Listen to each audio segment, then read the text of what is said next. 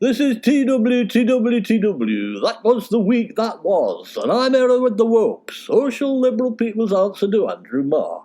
I've come to help you navigate through all the Nazi crap. Last week we learned about a magic wand that zaps your penis with shockwaves, and it could help with erectile dysfunction. Harry Potter used to use it instead of Viagra. I think I'll stick with the erectile dysfunction. I don't want to be zapped, thank you very much. Artists have been hiding concrete pasties in one of Cornwall's most popular beaches. The question is why? The delight on your children's faces when they come running towards you and say, "Look, Mum, I found a concrete pasty." Or the screams when the little buggers stub their toe on it.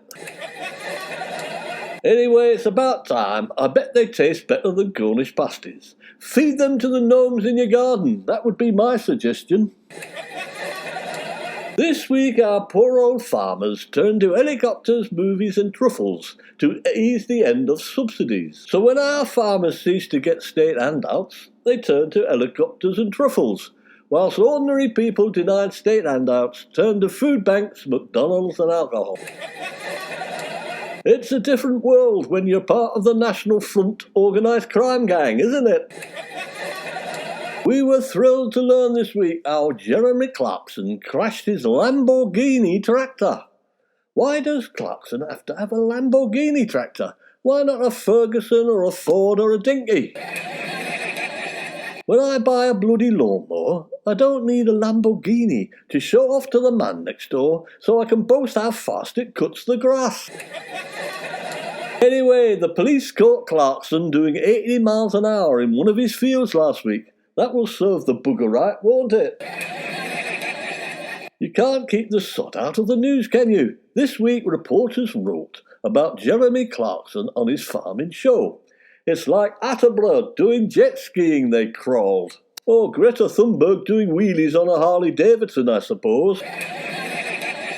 Well, both Attenborough and Clarkson are far-right libertarians, so you'd expect some similarities there. However, if Clarkson doesn't shut his bloody mouth and help control global emissions, the only thing he'll be driving on his farm will be a jet ski as the polar ice caps melt.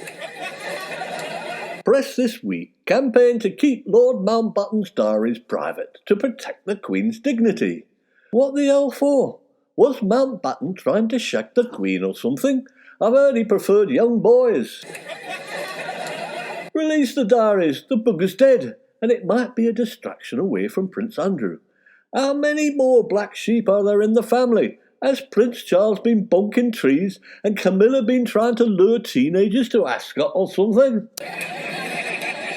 In a similar vein, a man stripped naked and masturbated in an airport as he screamed, "It's a free country." The man wasn't me, although Binman had been trying to make out it was. That's what lockdown does for some people. I think he was an anti-vaxxer, sowing the seeds of discontent for Boris Putin.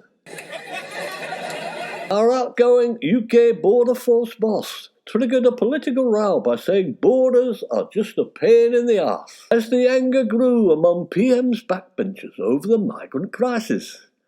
That's great, isn't it? After 10 years being paid to deal with the quite serious and complex problem of national and international borders, the best the weirdo we put in charge of it can say is, borders are just a pain in the arse. Perhaps he was the man who stripped naked and masturbated in the airport as he screamed it. Ryland Clark fans joked this week that his teeth should be in a museum, as he vowed to get them removed. Is that what devotees of Ryland do all day, worrying about his fucking teeth? I thought Ryland might be talking about the Museum of False Teeth. He was in fact talking about his veneers, and they will be on show at the National Gallery next to all the other 17th century Dutch painters. Older trimmings, yelled the Sun this week as Wetherspoons launched a Christmas menu, including brie and bacon burger and chicken and stuffed panini. Yes, wash it down with some German lager or French wine. So, the sod who campaigned the hardest for Brexit, Tim Martin, has got his arse in the UK but clearly has left his heart in bloody Europe. Yes, pass me a bit of brie while I bottle this customer over the head.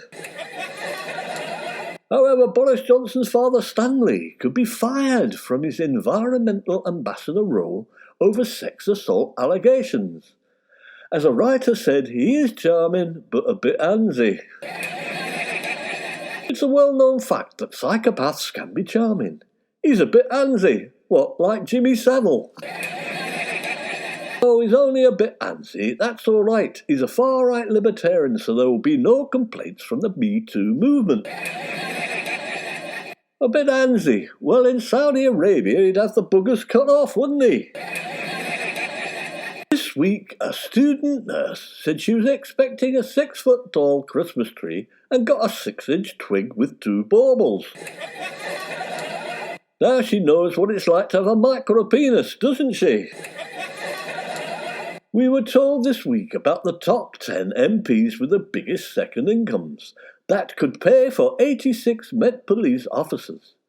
That's a misprint, isn't it? What they mean is that could bribe 86 Met Police officers. Surely. This week, one of the worst offenders, Devon pirate Geoffrey Cox, claimed £1,500 for 7 car trips to the Commons, but only voted in person 3 times. These are very expensive car trips. Is this a taxi from Devon to London? Why doesn't he drive or catch the bloody train?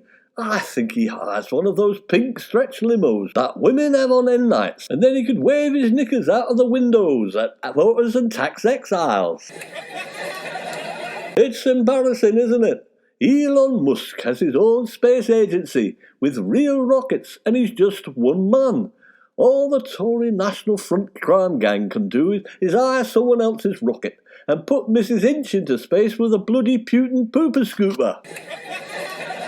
Daily Mail wrote this week about Matt Hancock. Are you having a giraffe? And the small family-run furniture firm's profits rocketed 4,700% after shamed ex-Health Secretary Matt Hancock personally recommended them for a PPE contract worth £29 million.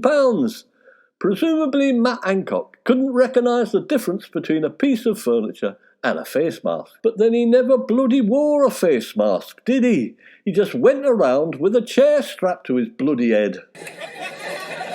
Former black sheep Sarah Ferguson said this week that it's extraordinary, the Queen is doing well, and insisted she's still close like glue with ex-husband Prince Andrew in an interview with a French magazine. So, is the Queen planning on sticking herself to Andrew if he gets convicted and put inside? The phrase close like glue is an unusual one. I always keep a tube of glue close to hand just in case, but then my Pritt stick isn't a paedophile.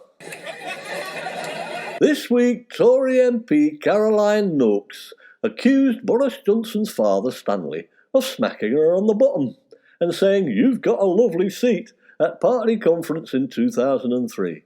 Well, I do admire your chat-up line, Stanley. She was lucky he didn't make her a white slave like Granddaddy and force her to work in one of his many animal charities as an exhibit. Oh, he wasn't actually smacking her on the bottom. He was trying to spike her and bring... This has been TWTW, revealing to the nation through humour that the Tories are really National Front crooks and paedophiles. See you all next week.